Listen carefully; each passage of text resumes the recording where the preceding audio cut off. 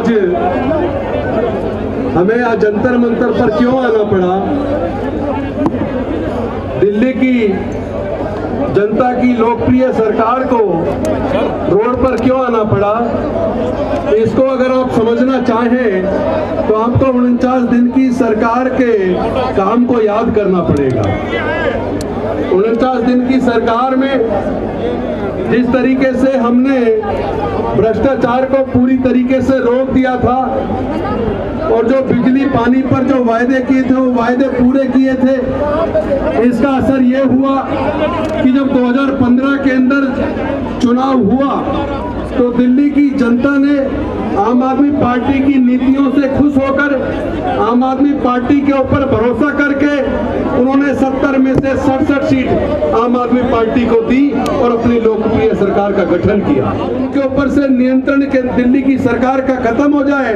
और जब anti corruption branch नहीं होगी तो रिश्वत लेने वाले लोगों को पकड़ना मुश्किल हो जाएगा।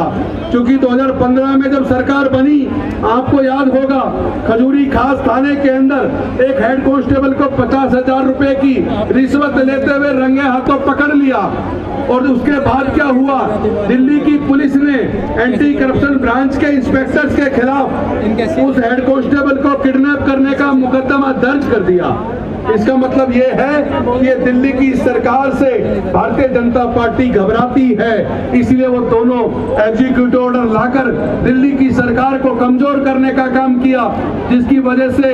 लड़ाई कोर्ट में गई और एक दिन 2018 के अंदर माननीय सर्वोच्च न्यायालय का 5 जज बेंच का जजमेंट आया, जिसने ये निर्धारित कर दिया कि दिल्ली के सरकार के अधीन कौन से काम होंगे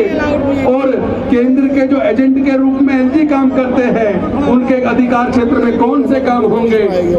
माननीय सर्वोच्च न्यायालय ने यह भी तय कर दिया कि अब चुनी हुई सरकार ही सरकार होगी, एलजी सरकार नहीं होगा और जो दिल्ली से संबंधित अधिकार क्षेत्र की फाइलें हैं उन फाइलों को अब एलजी के पास भेजने की जरूरत नहीं होगी, उनको केवल सूचना देने की जरूरत होगी।